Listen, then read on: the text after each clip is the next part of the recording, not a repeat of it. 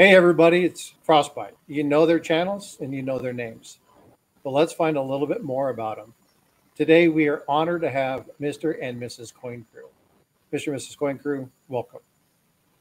Thanks for having us. Woo-hoo! Oh, we're doing this now. Let's do it. So, well, first off, let me thank you guys for all your kindness and your generosity with me as far as starting up. So I appreciate the insight that you guys have provided. Thanks a ton. So I have some viewers that probably know who you are, but just in case, let's tell them a little bit about your channel, what your channel's about, and just kind of give them a little. Well, obviously our channel's about coins. We talk about coins. We talk about collecting coins. We talk about stacking coins. Do a little bit of auctions, a little bit of roll hunts, a little bit of this, a little bit of that. It's basically a coin channel with some entertainment along with. To me, it's important to have fun with what you're doing. And hence, we got the squirrel. I have too much fun. You do. We just want to have fun. We want to educate. We do a lot of shorts. We do a lot of long form videos to give you information. I don't claim to be perfect, but I do my best to give you the correct information. And I just have fun. Yeah, and that's something that I've definitely seen. Angel, what about you? What are your hopes for the channel? What do you like to do there? I mean, obviously, squirrel, and you love to smell farts and stuff, but you know. Yeah, I wish I could smell a fart right about now. So how are you guys doing after catching the crud? I'm doing a lot better. We're still like healing and you know, getting there, but yeah, like I can't smell anything. Nothing. So well, no, we're doing a lot better. We're getting back in line. We had slowed down on our videos and everything because, you know, you just not feeling well enough to do a video. I'm getting to where I'm getting back into doing some more videos. So that's, to me, that's part of, you know, the fun of it is sharing my knowledge, sharing everything I know with the community. Yeah. And I really enjoy that. So I like the fact that you guys like to have fun. You really knowledgeable about coins, where they're at. And I'll tell you, as far as auctions go, you're probably some of the fairest out there. So I really appreciate that, especially as a new hobbyist coming in and trying to understand, you know, the values of things and, you know, not to be overpaying for things. So I appreciate that. Well, we do the best we can with the auctions. We can't control the price that people bid if we only have one of them. But if we have several, and we do buy it nows as well, if we have several of them, we can control the price a little bit and stop the auction and say, hey, we've got this many. This is enough. But if you have one of something, if somebody wants to pay over, we can't stop it because that would be unfair to either party. Oh no, and don't get me wrong. I mean, I love being in an auction war. It's a lot of fun. It is, especially if it's something you really want, you know. But again, what I really like about it is if you have multiples, it's like, okay, let's, you know, if it starts to get too high and you have multiples, you're like, hey, okay, we're going to stop this. We're going to, you know, here's the high bidder. This is what I'm going to give you. I'm going to give you a deal. Here's where it's at. And oftentimes it's been lower than what the actual bid price was, it's really cool to see somebody do that. So I appreciate that. I know other people do, and I just wanted to bring that up. Thank you. So I'm going to get into kind of the main crux of why we're here. So I'm going to start with Angel. And I want to know, we've talked a little bit about this before, but can you tell me a little bit about your coin and your stacking and your YouTube journey? Where did you come from? How did you get interested in it? Just kind of tell me your story. This guy. No, yeah, like literally, I mean, we've been together over half of both of our lifetimes. So like, you know, he's always been into the coins. And so I was like, yeah. And it's like, I didn't understand it. And that's what a lot of people, you know, if you don't understand it, you're like, oh, it's stupid. Or why are you doing this? Why are you putting your money in this? Why are you spending it? You know? So I thought he was just wasting his time. And I'm like, why are you spending our extra money on coins, man? But then over the years, you know, of being just like around him and of course we did like flea markets and stuff, and before we like got a shop and everything. And so I just picked up knowledge just by listening to what was going on. And then eventually I started falling in love with the coins. So basically, you know, I started out as like an actual coin collector because like we weren't all into like the bullion and stuff like that.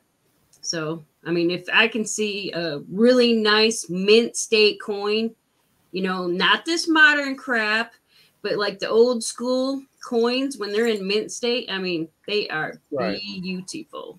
Yeah, I created monster. Yeah, but now there's so many shiny, pretty things. Like, I just be like, oh, gotta have that, gotta have that. Yeah, he created monster. So I don't know if he's glad or not that he got me into this. So, Keith, what about you? Obviously, you've been doing it longer than she has been. What was your interest in it? How did you get started? What, me? Longer than her? No, just a teensy bit. I was 8. I was walking by a coin shop, and when we were kids, the coin shops used to have these great big bay windows. Every shop had a big bay window where they put a display in, and there happened to be a large cent in the window. And I seen it said large cent on the thing, and I'm fascinated by it. So I walk in, and it's 50 cents. 50 cents for a large cent. Some of you guys are going to be like, what? Yeah, they were that cheap? Yes, it was. It's actually cheaper than that. He told me that it was only worth a quarter. He said, but find one. And I pulled all the money out of my pocket. I had 48 cents. And I said, I don't have enough. And he gave me a deal. Everybody loves a deal. So even though he said it was worth a quarter, he was honest about it. And he said, you just don't see that many of them. And so I bought it, took it to show and tell. 2 weeks later, sold it for $2 to a classmate. And I was forevermore hooked. As a poor kid, I had trouble, but I've muddled through it, I guess you could say. And it was, for me, I guess, you know, it was just the awesomeness of finding this old coin that people don't see all the time. Whose hand was it in? I mean, which presidents, which, you know, historians or history guys that had that. And then you were like, I made some money. And I made some money. You know, coming from a very financially deprived family, that was, you know, back in the 70s, $1.52 was a lot of money. But I mean, what's better than making money from money? Yeah, seriously, what is better? I don't know. I don't think there's anything better than making money from money. Oh, no. I think that's a pretty good pastime. Yeah, banks, they've got a hook on it. Yeah, I remember when you used to take a glass bottle to the convenience store and get a dime for it. We do plastic here, and we still do it. Yeah, you could get a bottle of soda and a candy bar. Can't do that now.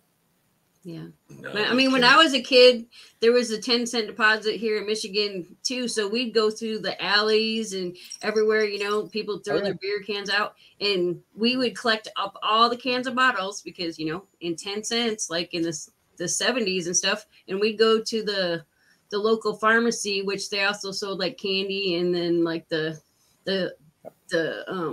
soda fountain pop. So we'd cash in all our cans and get a cherry Coke or lemon Coke or vanilla Coke or whatever, you know, one of the fountain drinks, and then get some candy. And we were like, score! They were like 3 for a penny on them candies. Yeah, all the kids now are like, what do you mean? Candy bar wasn't $2.40? No. No, you could do a lot with a dime. Yeah. No, but we've had our struggles over the year operating shops, and, you know, but I think starting YouTube back in 2020 was when we started. We're still a young, very young channel. We've grown quite a bit. But starting YouTube, it basically reinvigorated our love of coins. Because when you buy and sell coins, as we do as coin dealers, it becomes, I guess you could say, like everybody else's job, it becomes monotonous. It's day in, day out. And so this really did something for us as far as bringing the love, the interest of the coins back. And all the people on YouTube have done more for us than we could ever do for them. I mean, there's just no way to say it. You go back and look at one of his earlier videos. He was like, 1909 SVDB. Hopefully it gets a good grade. And people were like, man, I'd be excited if I had that thing in my hand. And he was just like, oh, yeah. And that's exactly it. I mean, you do something for so long, and if there's nothing to help invigorate you to keep your interest up, it becomes a job instead of enjoyment, like it is now, like it was before we got bored or uninterested, because it's just hard. It's really hard being a coin dealer. Especially in today's day and age. Oh, you could go in, and here's the worst thing. Someone came in our shop the other day, and this is the first time I've told anybody the story. I told her, but I mean anybody else here. Lady had a coin. She put it on the counter, and I told her it was post-mint damage. It was, oh, that's an error. I said, no. I said, you can see where someone literally took this coin and scratched it across the concrete, both sides. I said, it's not worth anything. And she goes, oh, well, he's not going to be happy to hear that. I don't think you know what coins are worth. And I happened to get an email a couple hours later, Google feedback, 1 star. If I could leave 0 stars, I would. And I'm thinking, you know who that was. Yeah. People don't understand, and you try to explain it. And that's one thing we do. We put these videos out, and we try to explain what errors are, what post-mint damage is. But you can't expect me to know everything. But I do my best. But when someone sits there and says, I don't know anything about coins, I don't know a lot. I don't know everything. Nobody knows everything. But I know, just a teensy bit. Sometimes we're considered like crusher of dreams. We are. Because people will like Google it and like Etsy pops up or something, and somebody's selling like a pocket coin for $35,000. So they come in thinking, oh my God, I might get like $1,000. And then you tell them it's not worth nothing. And then they're like, oh, well, you're a jerk off, You don't know what you're talking about. I guess you could say that's the way to do it. I guess people think of us as crusher of dreams. I hate in that way. But people do the same thing. I mean, we always joke in the medical careers that there's, Facebook doctors. And, doctors don't know anything. But, man, your Aunt Stella, who, she had an ingrown toenail once, and so she becomes the expert. Right. And it's Stella like knows everything. You guys are nuts. So, I mean, I can't say that I relate because I've never owned a coin shop. I haven't stepped foot inside a coin shop for maybe 15 years. That means we got to give you an invite. Let's officially invite him. You are officially invited to come to our coin shop.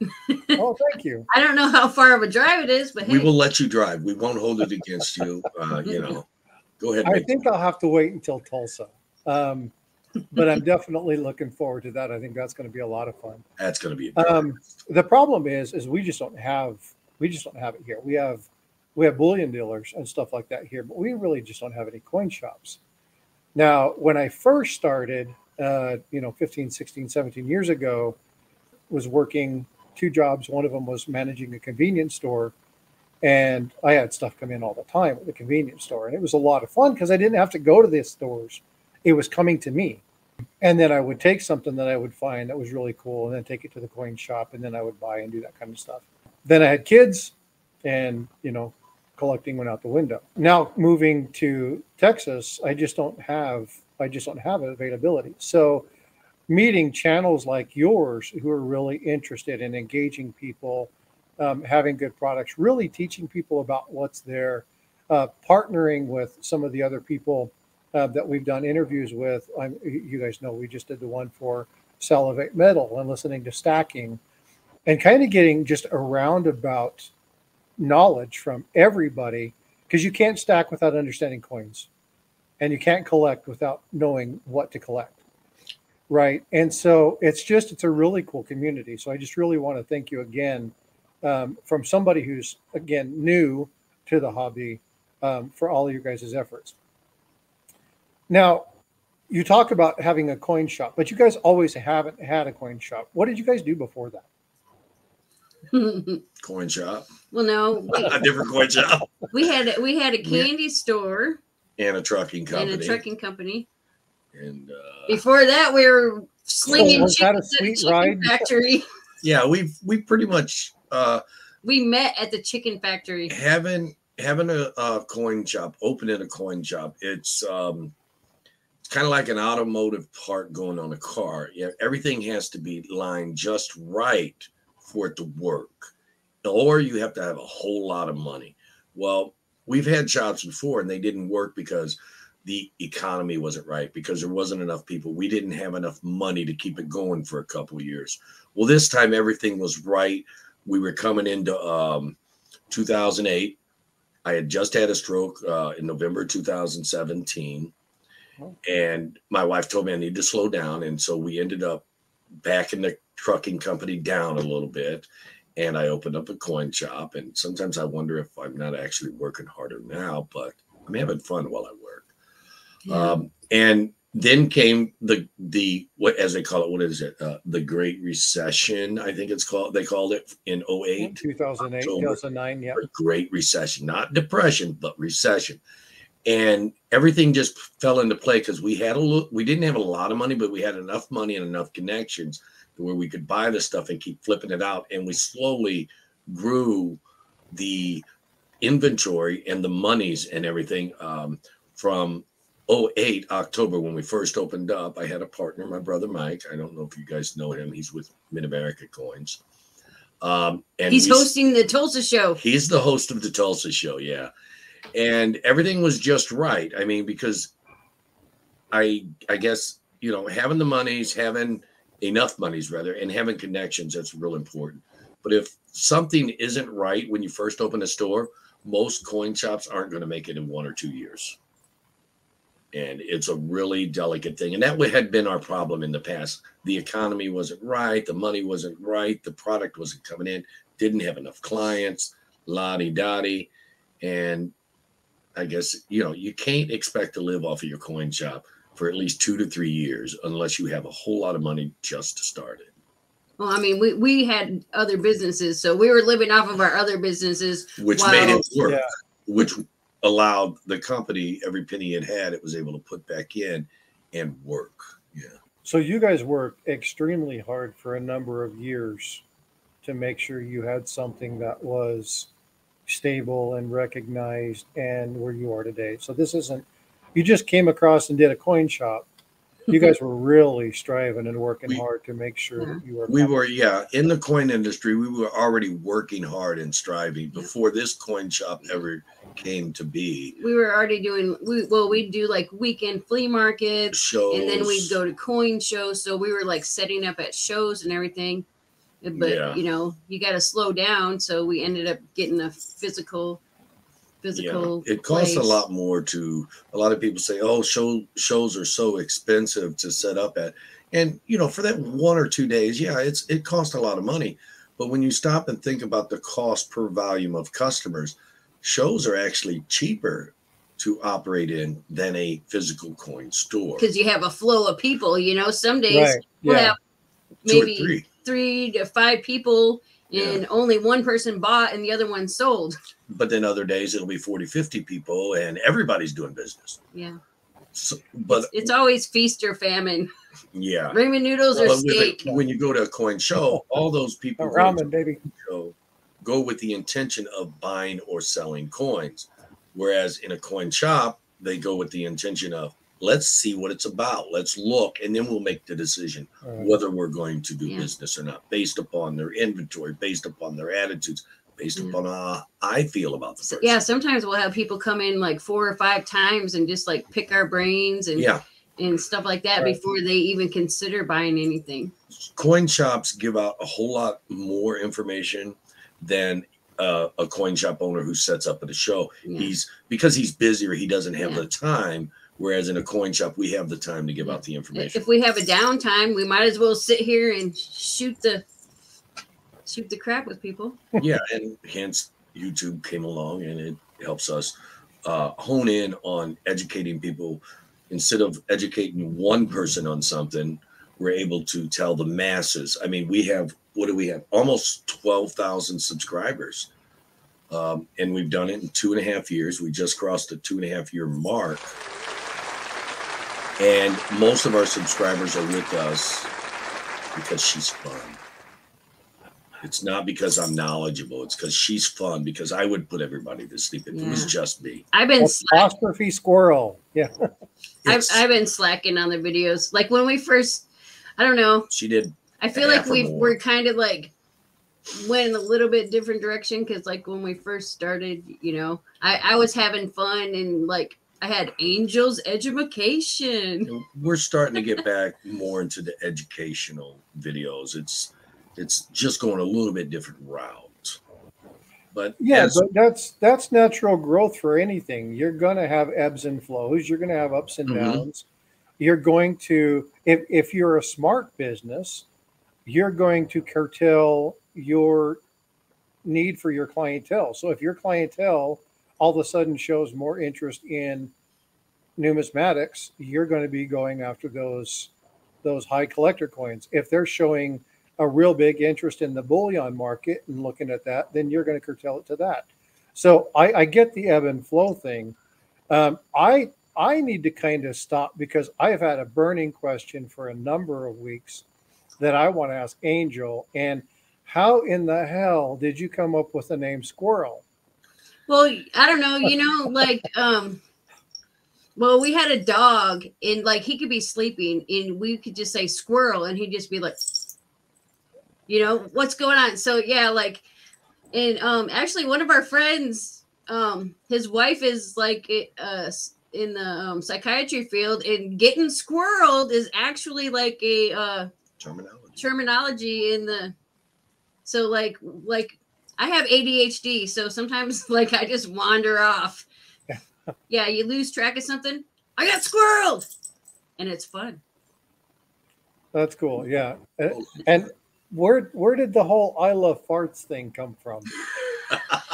Well, no, Nightbot was being a pain in the rear. Like for some reason, Nightbot was not like letting anything that had like a link that you could click on go in there. So I was just like messing with Nightbot, seeing if I could like program something in there. So I programmed in I liked farts. And so I did like exclamation point fart, and it worked. So it kind of just stayed there. It was just, I was trying to get Nightbot to work. Don't ask me. I don't know. I did have exclamation point yawn. I don't know. But he made me delete it. I'm just a guy. I don't know nothing. I can understand the deletion of yawn. That's that's not good business strategy. Yeah, because a lot of times he'll see it and he just can't help himself. See, she squirreled me that time. Very cool. So you have a yawn fest here. No, it's YouTube is fun.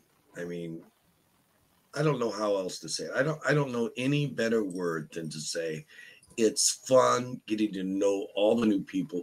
There's so many people on YouTube. I mean, what is there, 1 billion people or some ungodly number? Yeah, if not more. Yeah. I mean, I know we're in a little niche world of it in the coin field. I mean, there's nowhere near that number of people that are coin collectors. However, you get to meet people that you may not have been able to meet in your normal walk of life. I mean, how would I, being just a guy right here in Michigan, my little bitty self, meet a doctor, meet, you know, a psychiatrist, lawyers, or even some of these people may even be athletes or celebrities. We don't know. Farmers or whatever, yes. Who's in a different city, in a different state, in a totally different field that I would never communicate with them. And we get to meet these people. And these people are actually, most of them, if not a good chunk, I would say most, are great people. I think we're making some like lifelong connections. Yeah. And that you would, and these people that you've met, you're making that lifelong connection. But had you not got on YouTube, you would have never met them. Right. That's exactly right. Why would a doctor, let's say before I had my coin shop, I was in the trucking industry. I owned a trucking company. But why would a doctor associate with somebody in a trucking company on the other side of the country that he's never going to go to his side of the country? Neither one of us are going to go to the other side of the country. We would never meet. But yeah, there's no common interest there. We both have a common interest. It's whether it be stacking coins, collecting coins, it's coins. And I feel the collecting and stacking, I think it's real important that a stacker know about collecting and a collector know about stacking, because if you do one or the other, you're missing out. You got to use the combination of both. And I would never meet these guys, but this common interest has brought us together, just like that. Well, and some of the coins, when silver tanks, those coins stay the same. Yeah, like the metal prices doesn't affect certain stuff. No, it doesn't affect a lot of stuff. It's like when the silver, the Morgans went way up, and the silver came way down. The silver is down, about 30%, 35% from a year and a half ago. The Morgans aren't down that far, even though they went up that far. So, no, because they have the numismatic value. And we were talking with, I did my interview with Constitutional Stacker, and that was one of the things that I told him. It's like, you get a lot of collectors, a lot of stackers that don't understand the value of the coin. They don't know that gold coin they're holding with may have a intrinsic value that far surpasses the gold value. The thing, a lot of stackers, and they go, I want to stack it the cheapest way I can. But the thing, a lot of them, from what I understand, I could be wrong, I'm just a guy, but they tend to think that if I'm paying more, I'm not going to get any more when I go to sell it, which it's totally the opposite, because as I said earlier, those Morgans went up, and even though the silver recessed back that 30%, those Morgans didn't recess back 30%. What happens is collectible coins will go up and stackable silver or gold will go up. And then when the value of the metals goes down, sometimes, however, it will go down, but the collectible coins, they do not always come back down, because the reason why that is because when the metals go up high enough, people literally, stackers and melters and refiners, literally take those collectible coins that are of a lower grade and they literally melt them. So now they are no longer available, therefore holding up the value of the collectible ones that you might pay 20, 30% more for. I did a video on secret about fractional gold. Do you remember that video?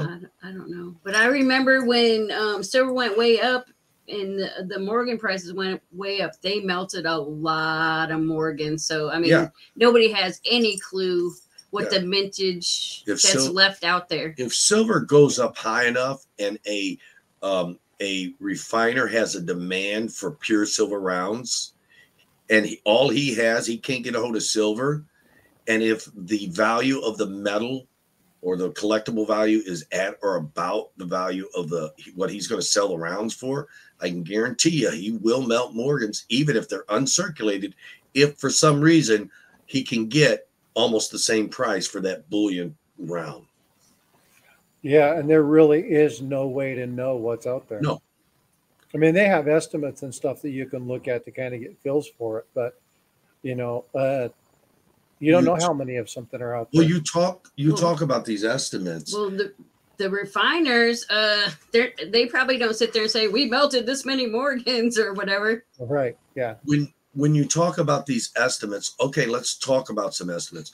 Say PCGS or NGC has 100,000 1881S Morgans certified. I mean, I know that's probably a fictitious number, but let's just use this as an example. But the problem with that 100,000 Morgans that they may or may not have certified, some of those may be the same Morgan because one guy cracks it out and sends it back in again because he didn't like the grade he got. It's not like a piece of currency where we were you got just two discussing chances. this. We were discussing this earlier. Like if you certify paper money, there's serial numbers, so it's Two that chances. serial number has already been graded. So the graders don't like to regrade them if it's the same serial number. Yeah, you could submit it for reconsideration, but it's only going to get graded by PMG. It's going to be authenticated one time, and if it gets re-authenticated for reconsideration, then that other serial number is no longer going to be in the grading system. The new reconsideration will be in. They can take the one out. But when you do it with a coin, you can't take the old one out because you don't know if it really was in there before. You have NGC, which is PMG, and then you have PCGS currency. That's it, two. See, I wasn't aware that, I mean, I can't say that I wasn't aware. I just never really actually thought about the fact that if you take the same coin and you try to upgrade it 5 times, there's going to be 5 numbers associated with that one. If it gets regraded each time, yes, there's going to be 5 numbers. The only way now, I do believe there's something to where you can get something if you turn the old, you get some kind of credit or something for turning in the old numbers. If the numbers get turned back in, they can take those numbers off.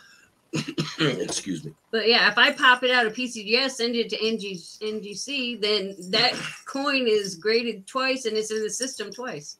However, if the numbers aren't turned back to the graders don't know to take that out of the system. So the same coin could get graded once, 5 times, 10 times, or more.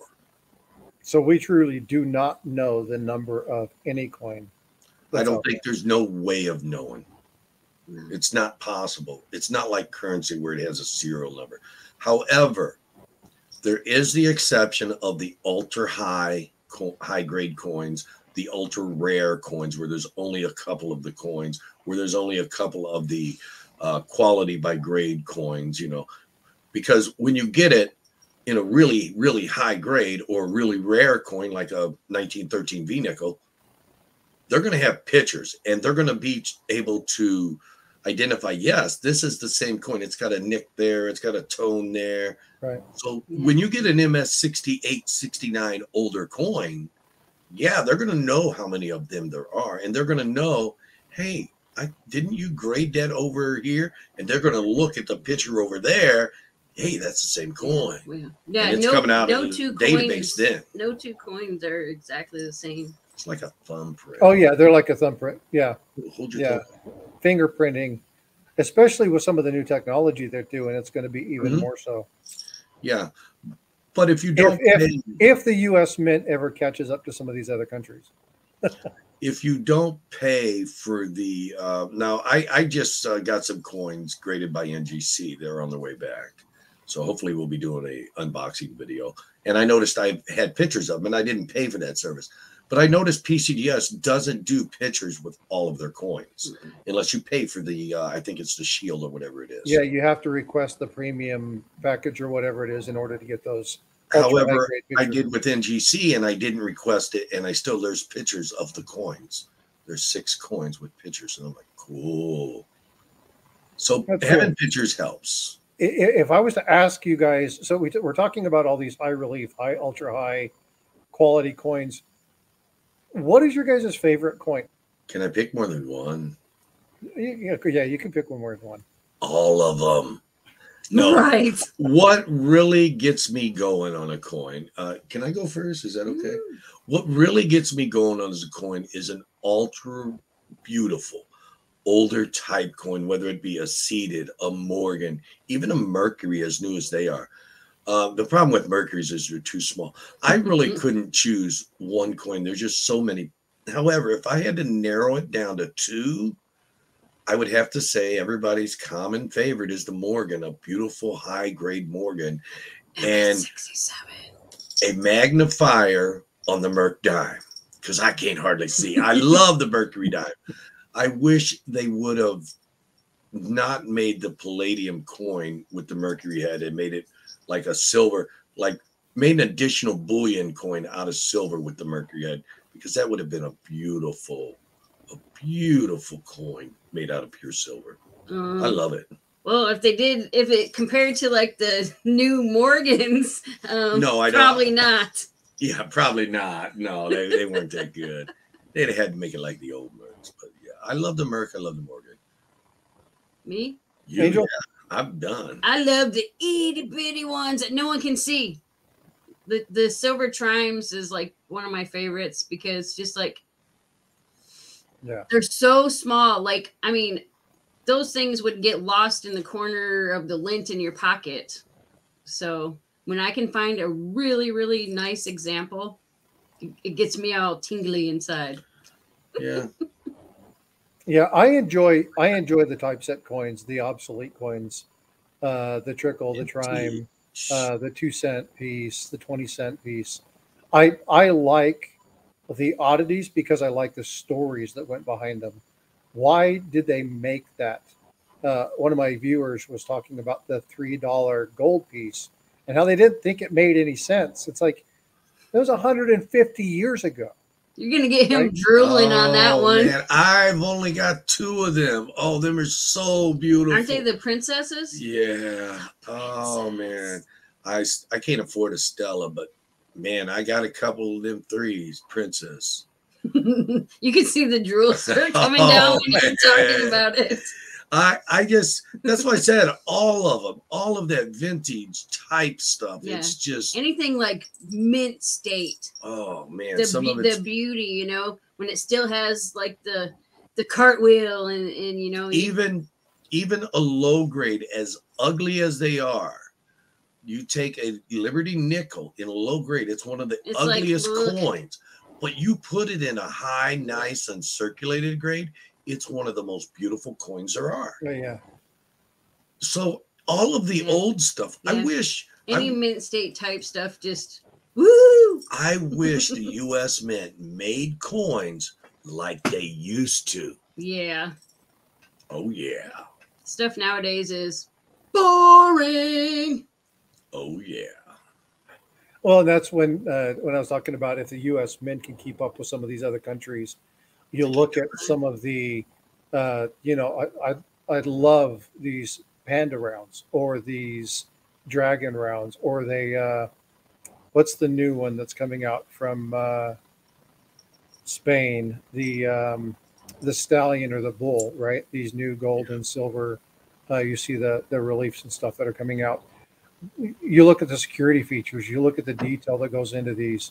They're remarkable, but there's nothing to the old Godden's double eagle or a $10 gold coin. My first gold coin, I have but 2 or 3, other than a little itty bitty maple leaf that if you happen to, you know, rip a stiff one, you've lost it. But it was the 1873 gold dollar. And man, it's just, you look at that and go, that it's just so cool. The detail that they had in it, the impression that was on it, it's just, they're so nice to look at. I don't think the U.S. Mint will ever make coins anywhere close to what they used to because they're too worried about making money. It just seems like they don't care, and the quality of their stuff is not even up to par. We've given up on the mint. Yeah, and I'm a coin dealer, and I've given up on the mint. To me, in the coin industry, it's not, I mean, yeah, we got to make a little bit of money to stay afloat, but it's not about the money. It's about the beauty of it all. Even the old notes. I mean, look at all the interest, you know, the old blanket notes. I mean, they're pieces of art. She's doing it to me again. My wife. I'm getting you going, man. She's getting me going. She ain't even trying. I may need to turn off your camera. I never know. No, but I love the old stuff. And I'm not even a currency collector, but you get me a nice old blanket note that's in great shape. Yeah. It's like some of them educationals are the best. The artwork on it. And again, another common thing is notes with trains. Beautiful. Trains. Yeah, beautiful notes. Some of the most sought after. I saw my first dollar that didn't have Washington on it. And I was like, I didn't know that happened. Like I didn't know that they had a dollar bill without Washington on it. I mean, it just never crossed my mind. And you start looking at some of those old big notes, and it's like, Well, the art's just amazing. And it's about I'm trying to remember what his name is. But we're talking about craftsmanship, right? That we just don't have the same level of craftsmen no. that we used to have. What's crazy too is we had the technology, so we More. could do it. Like, Yeah. I mean, you know, but But there's too much of a reliance on it. You lose that. A true engraver or a true, I mean, when you look at, I try to remember what coin it is, and you're going to have to correct me. But when you look at the one that is, I don't know if it's the Godden's, but they consider it's probably the most beautiful coin ever made in the U.S. It's the Godden's, right? The double eagle. That's one of them, yeah. That's what so. But when you look at it, the person who commissioned it, they weren't a minter. They were an actual sculptor. And when you look at the quality and the craftsmanship that went into that particular coin, it's unbelievable to look at. One of the things we tell people when we're talking on the phone about a coin, they'll be telling us how nice their coin is, and we'll say, okay, we'll just leave it however it is. Don't clean it. Yeah. And then they'll bring it in. I'll say, I thought you said it wasn't clean. Oh, it had a dirt on it, so I had to clean it off. Rub it. After I'd already told them not to don't do that. Yeah. Yeah. And I'll explain to them why sometimes, why they don't want to clean it, because of the microabrasions that it may put on there. But I mean, unless your coin is like got mud or something on it, you know what I'm don't saying? want to clean it. Well, I mean, you'd want to give it a little bath. If it was like, The mud will scratch it. But you can like run hot water over it. You can rinse it off, but if it's something that's going to be fairly nice, suck up the money and pay for conservation. Well, the problem is, like she's saying, they can rinse it off. What people will do is when they go to rinse it off, they'll rinse the mud off, and then they'll take something and rub it dry. So I always just tell people, don't clean it. Bring it in, dirty or not. Let us be the deciders of whether it needs to be restored properly or not. Because they'll say, well, I didn't rub it when I was cleaning it. But they didn't tell you that they scrubbed the crap out of it when they was drying it. That's where most of them make the damage, is when they're going to get the coin and dry it off. Occasionally, they'll use that toothbrush and toothpaste. Yeah, I've seen that. Or they'll take their fingers, they'll put toothpaste in their fingers and rub it back and forth and say that they didn't use a brush. But it's like, man, you don't realize how much of that microabrasion stuff. I mean, toothpaste, it may not feel it to you, but it's really gritty. It's like sandpaper. You know, it's like a 2,000, 4,000 grit sandpaper. Basically all you're doing. The best thing to do, honestly, in my opinion, I mean, she may have a different opinion, but my opinion is don't clean it until you've brought it to someone to get them to check it out. And then let them give you their opinion on what you should or shouldn't do. I'll still tell them not to clean it, though. Oh yeah, I did a little demo. It's like, do not clean your coins, but if you're going to do it, this is what conservation's like. And people are like, oh my God, that takes too long. And it's like, but that's the point. If you want to do it, if you're going to do it correctly, like true conservation, you're going to do it over the course of a week, not 5 or 6 minutes, right? It can take a long time to do conservation of a coin. And throwing it in salt and electrifying water is not what they mean by when they say they do electrolysis, right? Don't do that. Yeah. Don't do it. But you look at some of these channels that people do that, and they got a freaking million subscribers. Oh yeah, I see now 2 million views. It's like, what the hell? Taking an eraser to get off milk spots. Oh yeah. It's like, really? The milk spot's gone, but so is the surface. Yeah. And then your cartwheel looks like Swiss cheese. All right. Well, I'm going to wrap up with one question, and that is, if you could give one solid piece of advice to any new collector or anybody coming up as a new numismatic, what would that be? Angel, we'll start with you. I would say collect what you like. I mean, like what you're drawn to. Because like me, I only have like one of everything. If you're doing like the modern, just like the bullion stuff, like I only have one of each thing. That way, when I go through all my stuff, I'm like, woo, wow, wow. It enthuses me.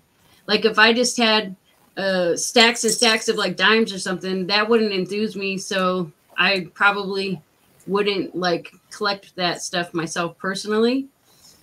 But yeah, just I understand the aspect of metals being worth something, but I will pay more. I don't know if this is like some good advice, but this is my way of thinking. Stack what you like so you can enjoy it, and eventually the price will go up and it'll be worth what you paid. The same question to you.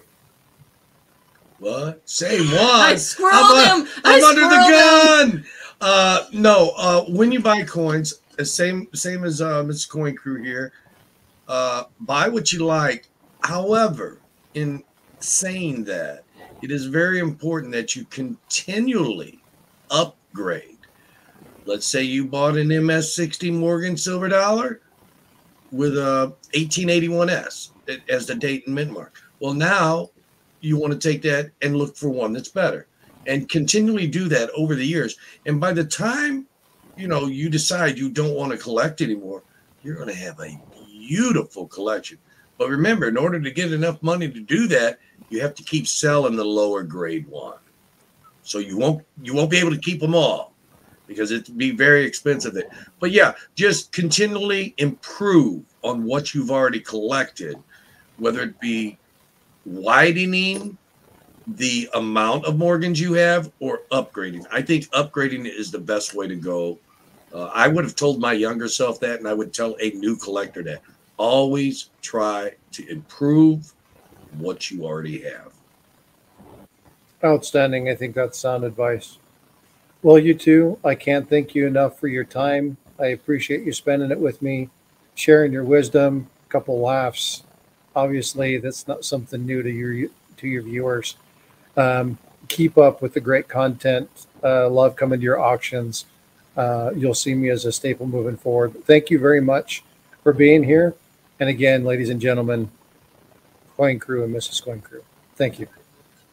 Keep on rocking, people. Get squirreled. It's fun.